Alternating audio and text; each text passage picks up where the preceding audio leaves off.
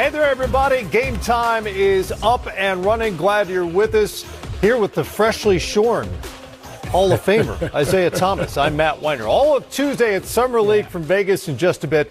First up, Russell Westbrook's L.A. homecoming.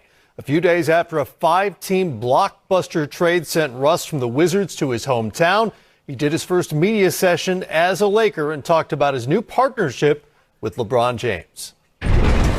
As you know, LeBron is one of the best players to play this game, and his ability to be able to kind of do everything on the floor allows me to be able to just figure it out. I'm coming to a championship caliber team, and my job is to make sure that I'm able to make his game easy for him, and I'll find ways to do that throughout the game.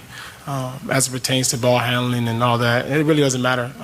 There's many different ways you can impact the game without having the ball in your hands, and I've been able to do that for many years, and I will figure it out. I know you grew up in L.A. watching the Lakers, going to the parades and stuff. You also had a really close relation with Kobe Bryant. What did you have that in your head at all when this trade was coming together and in just these last couple of weeks since it's happened? Yeah, I mean, it hasn't left my head. It's things that we've talked about, me and him, just the potential of me being able to be a Laker and understanding what that entails.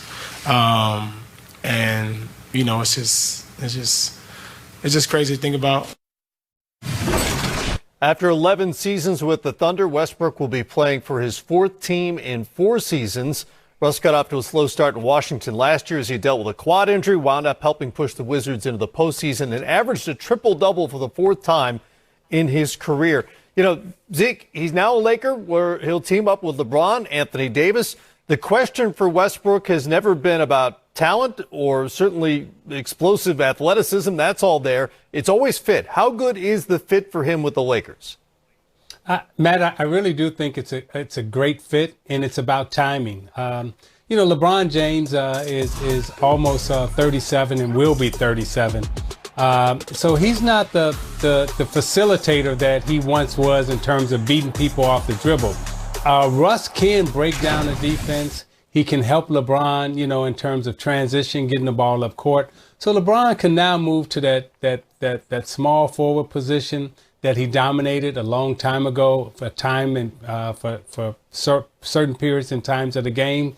But, Westbrook, in terms of a homecoming for him, kid grew up in Los Angeles, went to UCLA, now getting a chance to play for the Lakers, his hometown team. I mean, this is storybook for Westbrook, and I'm sure he's going to make it happen.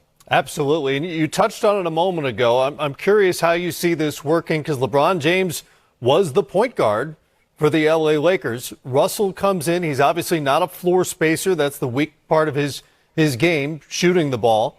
Do you envision this as a way to get LeBron off the ball more often and maybe off the court a little more often with Westbrook running the show? 100%. I mean, we saw when Rondo was there, how Rondo was able to take the ball out of LeBron's hands at certain periods of times and create for other people. Westbrook will be able to do similar things in terms of creating for other people. Remember, this is a guy that averages a triple-double. He's an unselfish player, so he's not coming in as a volume shooter. He's coming in also as a rebounder, a distributor, and a playmaker. And this is what the Lakers need right now. LeBron needs someone to help him get easy baskets because sometimes when you get older, you can't create those easy baskets for yourself. So Westbrook not only will help him, he'll help Davis. They'll always have 2 players out on the floor at the same time who are excellent facilitators and excellent ball players. So when you talk about Westbrook, Davis, or LeBron, Carmelo, you talk about LeBron, Davis. So those 4 guys, 2 or 3 of them will be out on the floor, at all times of the game. And that's a big advantage for the Lakers. We saw Mike D'Antoni stagger Westbrook's minutes with James Harden in Houston. Frank Vogel, who just received a contract extension, seems likely to do the same thing with Russ, AD, and LeBron in L.A. Westbrook isn't the only star celebrating from home this week. Tuesday, Luka Doncic signed the biggest rookie max extension ever offered in Slovenia, where the Mavericks say it one more time, Matt. Biggest max extension ever offered from a rookie contract. The Mavericks management team traveled overseas to make it official.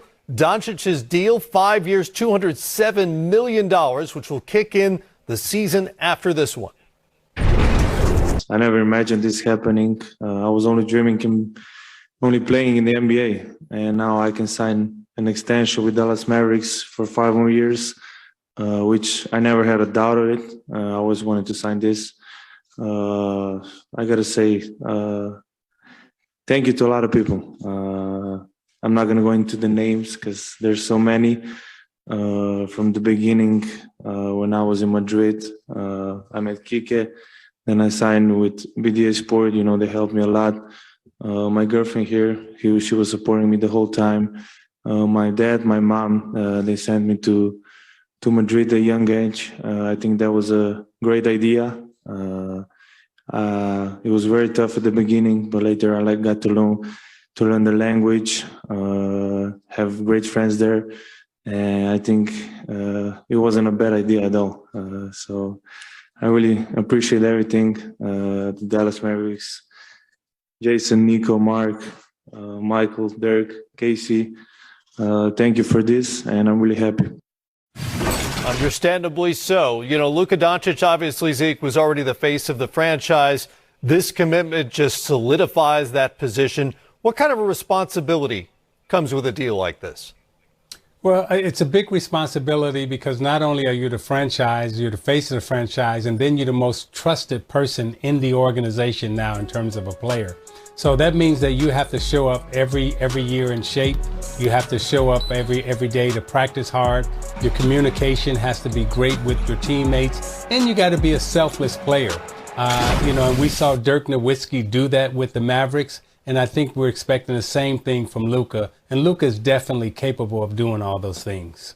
By the way, Steph Curry just became the first player ever to sign 2 $200 million contracts.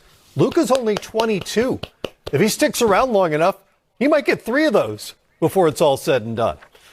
You know, he may deserve it, too. He may. Elsewhere, Elfrid Payton has a new/old NBA home, agreeing to a 1-year deal with the Western Conference champs in Phoenix. Payton was with the Suns once before. He played 19 games with the Suns 3 years back. He spent the last 2 seasons, of course, with the New York Knicks. And Dennis Schroeder's gamble on himself has, for the moment, lost him a bunch of money. After turning down an offer from the Lakers reportedly worth $84 million, Schroeder has agreed to a 1-year deal in Boston for just under $6 million. He averaged just over 15 a game last season as a Laker. All right, stick with us. Much more coming.